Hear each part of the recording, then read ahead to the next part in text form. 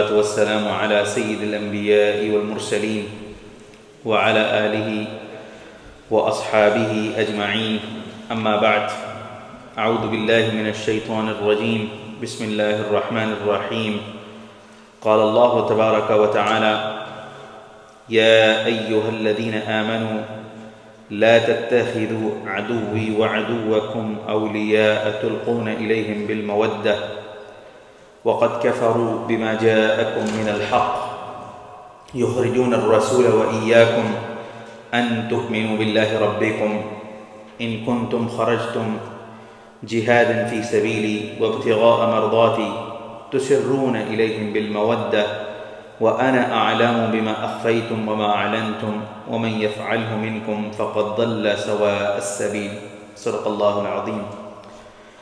اللهم صل على سيدنا مولانا محمد كلما ذكره الذاكرون وصل على سيدنا مولانا محمد كلما غفل عن ذكره الغافلون. اللهم صل وسلم على عبدك ورسولك. اللهم صل على سيدنا مولانا محمد أفضل صلواتك. رب اشرح لي صدري ويسر لي أمري واحلل عقدة من لساني يفقه قولي. We begin our tafseer from ayah number 1 of chapter 60, Suratul Mumtahina. As we are moving closer towards the closing of Quran, the chapters you will notice are getting smaller gradually. Suratul Mujadila, the first chapter of this Juz 28, was a little bit longer than the second chapter. The second chapter is a little bit longer than the third chapter, and likewise, so on and so forth. The chapters are gradually getting smaller. This chapter has only 13 verses in total. However, the 13 verses are larger in size compared to the chapter that follows it and the chapter that preceded it. So although the number of verses is relatively smaller than its predecessor and the successor chapters, but the size of the verses of Suratul Mumtahina is larger. In this chapter, there are some very important issues addressed by Allah subhanahu wa ta'ala. And the context of revelation is actually a few important incidents that need to be understood before understanding the message that is being delivered through these verses of Suratul Mumtahina.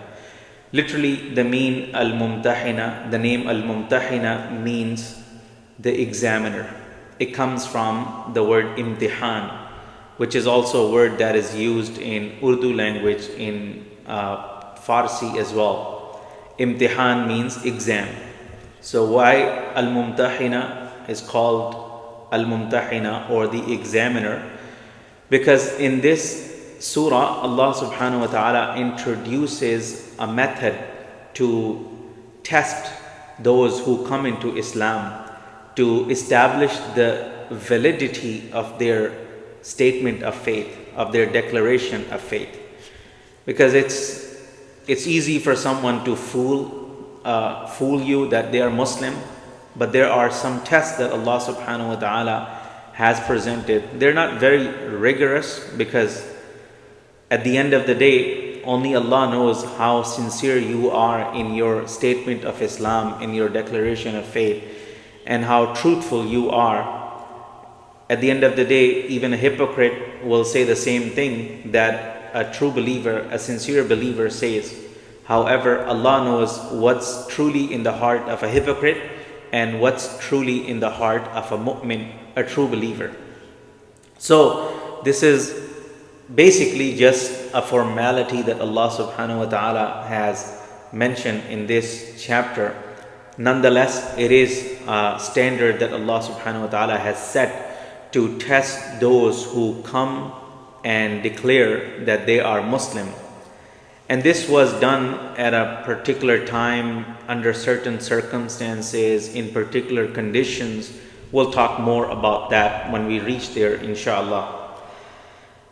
But mainly, the context of this surah reminds us of a very precise incident that took place right before the conquest of Makkah.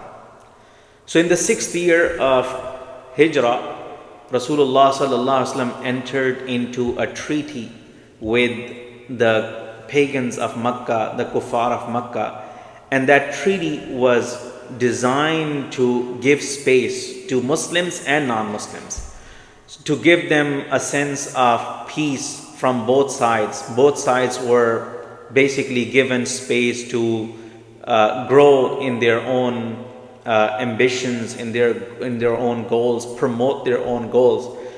And this is exactly what Rasulullah sallallahu alaihi wasallam did, taking advantage of that truce or that treaty that he entered into at the time of Hudaybiyah. The Prophet sallallahu alaihi wasallam started writing letters to the world leaders. He wrote letters to the emperor of Rome, the emperor of Persia, Faris. Both responded completely differently to the letter of Rasulullah sallallahu alaihi wasallam. In addition to these two major powers at that time, the Roman Empire and the Persian Empire, the Prophet sallallahu alaihi wasallam also wrote letters to tribal leaders, regional leaders within Arabia and outside of Arabia. So people were invited to Islam, and people were given the message of Islam, what Islam is all about, what is the message of Rasulullah sallallahu alaihi wasallam, what is the goal and objective of Rasulullah sallallahu alaihi wasallam. So people can have a chance to learn about Islam before something else follows. So what happened in the 6th year, the Prophet sallallahu alaihi wasallam went with the intention of performing Umrah, but he was obstructed. He was prevented from carrying out his intention to perform Umrah along with 1,400 of his beloved companions. And some of the wives of Rasulullah sallallahu alaihi wasallam were also with him. Notably, Salama radiyallahu anha was on that journey with the Prophet sallallahu alaihi wasallam. So their intention was to perform Umrah and then return to Medina. They had no intention to engage the Makkans in any fight, in any kind of confrontation. Their intention was only to make tawaf of the Kaaba, make sa'i between Safa and Marwa, and then come back to Medina. However, Makkans, they did not accept this explanation, and they decided to prevent Muslims from performing Umrah. So that culminated in form of this truce, this treaty that the Prophet ﷺ entered into, which is known as Sulhul Hudaybiyah. So what happened as a result of that sulh? There were some clause in that treaty which were binding upon the Prophet ﷺ, and at the outset it appeared that they were unfair, and they were unfair at least for Muslims, and they were favorable for non-Muslims. By the way, this whole treaty was drafted by the Makkans. Muslims did not draft this. Muslims simply agreed to most of the clause in there, and the Prophet ﷺ signed it on behalf of all the Muslims. But the treaty was drafted by the Makkans. So you can imagine how biased they were, and what kind of draft they had come up with. It was only to suit their goals and their objectives, and they didn't really care whether it was benefiting Muslims or not. So primarily it was seen as benefiting to non-Muslims. But Allah subhanahu wa ta'ala had His own plans, and Allah subhanahu wa ta'ala called that moment the grand victory. So the verses of Surah Al-Fath were revealed right after that. The Prophet ﷺ was on his way to Medina, and Allah revealed these verses. Inna fatahna laka fatham mubina. Indeed, we have granted you the grand victory, the clear victory. So Allah subhanahu wa ta'ala called it the grand victory, but Muslims at that time at least couldn't understand how this is a victory when they literally agreed to all the conditions, all the stipulations put forward by the pagans and by the mushrikeen, and Muslims just agreed to it and submitted to that. But Allah is the most wise and Allah is the best planner, so Allah had His own plans. So one of the conditions in there was that during the effective period of this treaty, if any person goes from Mecca to Medina, even after converting to Islam, they will not be allowed to live in Medina, they will be sent back. And as a result of that, there were cases and there were incidents when someone came to Medina, somehow they were able to escape from Mecca, they arrived in Medina, they declared their Islam, but they were sent back because the Prophet ﷺ abided by the terms of this treaty. However, this was clear to the extent of men. If any man came from Mecca to Medina, they would be sent back. But what would happen if a woman came from Mecca to Medina and she declared that she is Muslim? Now, will she be sent back or not? This was not clear. So the Prophet ﷺ waited for the wahi, for the revelation from Allah subhanahu wa ta'ala. So Allah subhanahu wa ta'ala revealed the answer and the instruction. And the answer was that any woman who comes and migrates to Medina and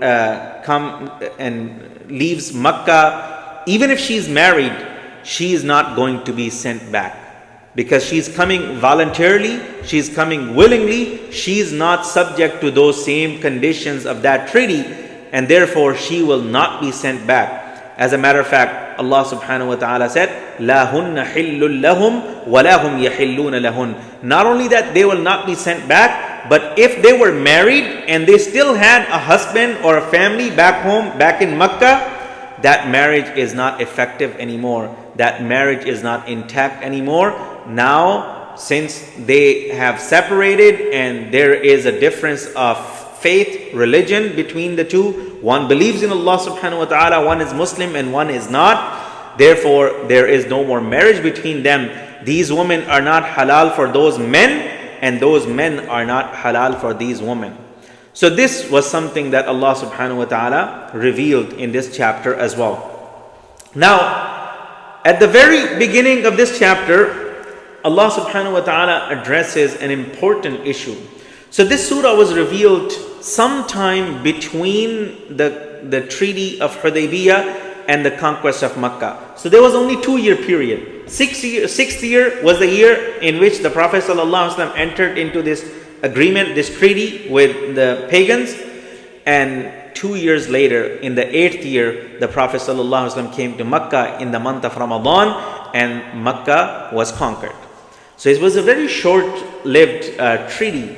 However, it was not Muslims who broke that treaty and who breached the terms of that treaty. It was the Meccans who breached that treaty.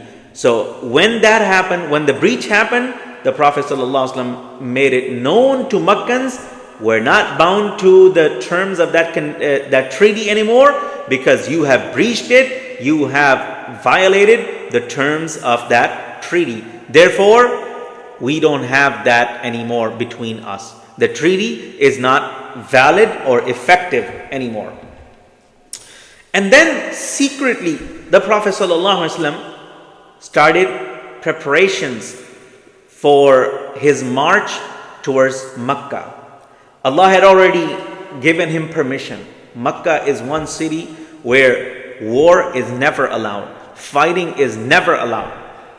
However, Allah subhanahu wa ta'ala gave a limited permission to the Prophet sallallahu alaihi wasallam to carry out fighting in the city of Mecca. So that limited permission was given to the Prophet sallallahu alaihi wasallam by Allah subhanahu wa ta'ala in Surah Al-Balad. لا أقسم بهذا البلد وأنت حل بهذا البلد ووالد وما ولد. So Allah subhanahu wa ta'ala granted the Prophet sallallahu alaihi wasallam this limited permission for a limited time, with limited goals, with limited objectives, with limited with restrictions. So for a short duration, Allah allowed the Prophet ﷺ to enter into the city of Mecca and carry out the fight if necessary, in order to regain the control of the Kaaba, in order to regain the control of the sacred city of Mecca, and in order to purify it from paganism, from idolatry, and from the practices of mushrikeen. So when that happened, when Allah gave him permission, the Prophet ﷺ secretly started preparations. He only included a few of his close companions in that consultation, in that mashwara, where they planned some details of that execution, of that march, that plan. Among them was Abu Bakr radiallahu anh, Umar radiallahu anh, Ali radiallahu anh, and some other companions. Nobody else knew, because the Prophet ﷺ wanted to keep it that way.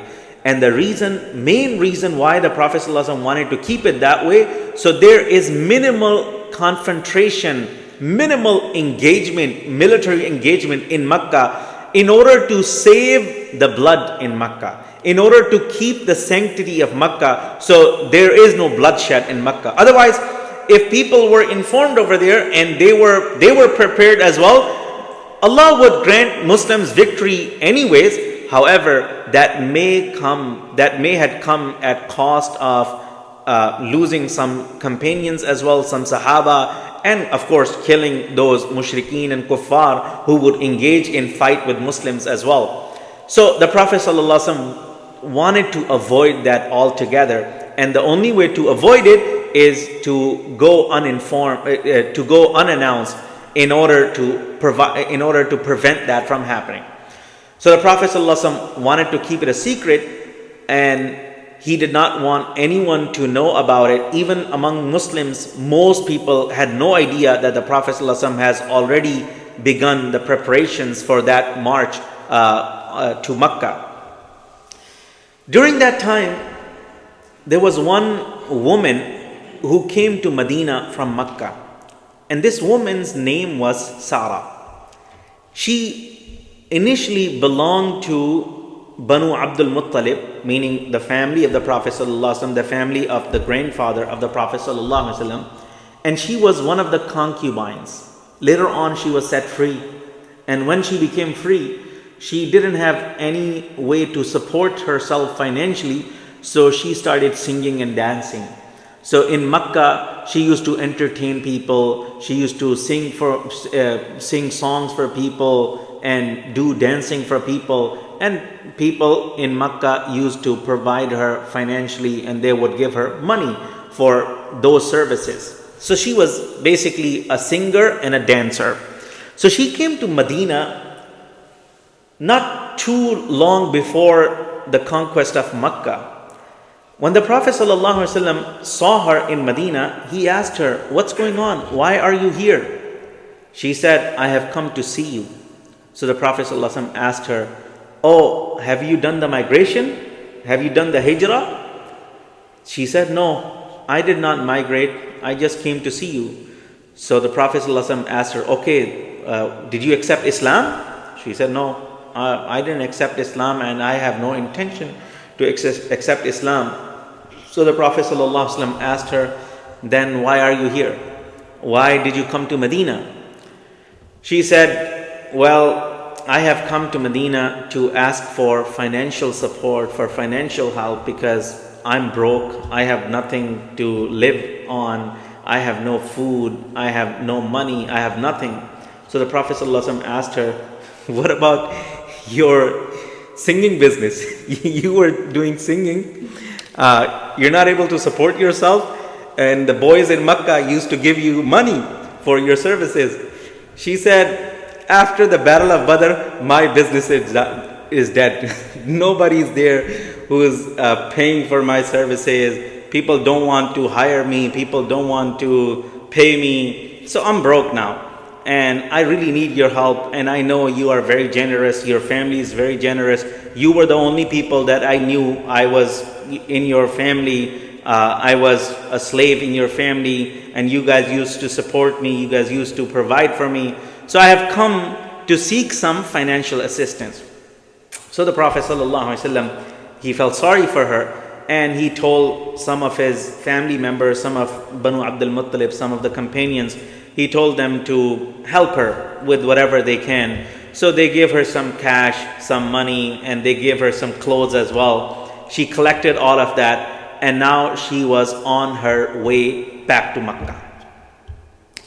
When she was ready to leave, she was approached by one of the companions of the Prophet ﷺ, whose name was Hatib bin Abi Balta'a radiyallahu anhu. Hatib bin Abi Balta'a radiyallahu anhu, originally he was from Yemen. He had come to Makkah with his family. He settled in Makkah, but he had no tribe in Makkah. He had no other family in Makkah. And then he converted to Islam, he became a Muslim, and when the Prophet ﷺ migrated to Medina, he migrated to Medina as well. But his family stayed in Makkah. Some reports say that his wife and children were in Makkah, and some reports say not only his wife and children, but his brother and his mother were still living in Makkah as well. And they had no other family members or tribe in Makkah. Everybody else who migrated from Makkah to Medina, from the Muhajirun, they had some tribe members, some tribal protection, some family relations in Makkah. Therefore, if someone tried to harm their family back in Makkah, and people were still living in Makkah, including the uncle of the Prophet ﷺ, Abbas radiyallahu anhu, he did not migrate until the conquest of Makkah. He came to Medina after the conquest of Makkah. So you can imagine that there were still Muslims living in Makkah, and Allah subhanahu wa ta'ala mentions them in Surah An-Nisa as well. Al-mustad'afina min al-rijali wal-nisa'i wal-wildan. There were some men who were weak. There were some women who were left behind, who were still living in Makkah. They were believers, and there were children who were believers, but they were still living in Makkah as well. They did not have either the courage or the means, or whatever reason, they did not migrate to Medina. So they were still living in Makkah. But people who were living in Makkah, they were subject to the persecution and torture by the Makkans, because Makkans had all the control and all the power. So if they wanted to harm someone, they could. However, other people who were living in Makkah, whose families had already migrated, their husbands or their fathers, like Abu Bakr radiyallahu anhu, Umar radiyallahu anhu, others, at least they had some tribal protection. Hatib bin Abi Balta'a radiyallahu anhu was one case where he had no family in Makkah except his immediate family, and he had no tribe, he had no alliances with any tribe either. So his family was literally at the mercy of the mushrikeen in Makkah. So if mushrikeen of Makkah spared them, they spared them. If they decided to hurt them, torture them, persecute them, then no one would come to save them. So Hatib bin Abi Balta'a radiyallahu anhu was also one of the companions who was aware of the Prophet ﷺ preparations of his march to Makkah and his plans. So he was one of those companions who learned about it and who was aware of it. So he decided to write a letter to some ru'asa, some leaders in Makkah, and he wanted to inform them of the Prophet ﷺ's plans, which was against the confidentiality and against the wishes and intentions of the Prophet ﷺ. It was basically a violation of the trust of the Prophet ﷺ. But Hatib bin Abi Balta'a radiyallahu anhu, nonetheless, he wrote a letter informing the people in Makkah, the leaders in Makkah, that Muhammad sallallahu alaihi wasallam is preparing an army, and soon he will head towards Makkah and he is going to attack Makkah. So that letter, of course, he could not take it himself to Makkah, and he saw this opportunity of this woman going from Medina to Makkah. He decided to give it to her. He said, keep it confidential. Do not give it to anybody. Do not tell anybody that you have this letter, and I will pay you 10 dinar. And this woman was already broke. She needed money, whatever money she could collect. She agreed to it. She accepted the assignment and she said, I will deliver it to the leaders in Mecca and I will keep it confidential. So she left Medina. As soon as she left from Medina, Allah subhanahu wa ta'ala informed the Prophet sallallahu alaihi wasallam through revelation that your secret and your plan is about to be exposed. There is a woman who is carrying a letter wrote by one of your companions, Hatib bin Abi Balta'a radiyallahu an, and she is going to be found at such and such place. There's a place called Rawdatul Khakh, about 12 miles from Medina on your way to Mecca. So Allah informed the Prophet sallallahu alaihi wasallam of everything. So as soon as the Prophet sallallahu alaihi wasallam received this revelation through Jibreel alayhi salam, the Prophet sallallahu alaihi wasallam called Ali radiyallahu an, Zubair bin al-Awwam radiyallahu an, and Abu Mirthad al-Ghanawi radiyallahu an. He called these three companions and he told them, I want you to hurry, go to this place called Rawdatul Khakh. You will see a woman over there. That woman is carrying a letter. You need to bring that letter back to me. So Ali radiyallahu an, Zubair radiyallahu an, and Abu Mirthad radiyallahu an immediately got on their horses. They sped up and they caught up to that woman. They found her exactly at the same spot where the Prophet sallallahu alaihi wasallam had mentioned. They went to her. She was getting on her camel and she was about to leave for Mecca. They went up to her, Ali radiyallahu an, and he was a spokesperson, and he said, we know you have a letter. We just want you to give us that letter and you will be on your way to Mecca. We don't want anything to do with you. We just want to retrieve that letter. She said, what letter are you talking about? I have no letter. I don't know about any letter, nothing. And she said, here's my luggage. You can check my luggage. If you find it, take it. But if it's not in my luggage, I don't have it. So all three of them, they searched her luggage and they didn't find it. They spent some time. They looked everywhere. They didn't find it. So they went in a corner. They told her, don't move. You're not allowed to move and we'll be back. So all three companions, they went on a side and they said, look, the Prophet ﷺ told us that she has it. That means she has it, because the Prophet ﷺ does not lie. So we need to deal with her the other way. So Ali radiyallahu anh went back to her and he said, look lady, either you give us the letter or we're going to have to strip search you. We're going to have to remove your clothes and we're going to have to retrieve that letter. When she realized that these men are not going to leave without getting the letter, she said, okay, I will give it to you. Just let me go after that. He said, okay, we already promised you. We will leave you if you give us that letter. So she removed that letter from her pants and she gave it to Ali radiyallahu anh. And Ali radiyallahu anh looked at that letter and he immediately brought it back to the Prophet sallallahu alaihi wasallam. And the Prophet sallallahu alaihi wasallam read that letter. And what happened next, we'll talk about it next Tuesday, inshallah.